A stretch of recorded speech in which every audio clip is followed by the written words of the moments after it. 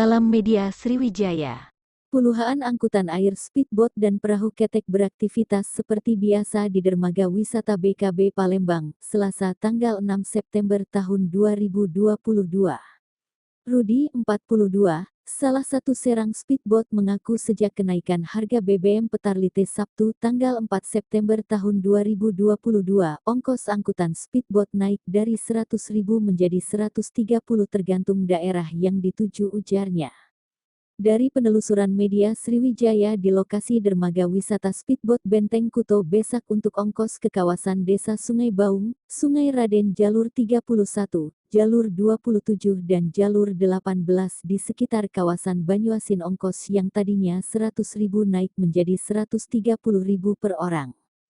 Itu pun tergantung jarak tempuh, ujar Fendi, 31, salah satu penumpang yang biasa pulang pergi ke Sungai Baung Banyuasin.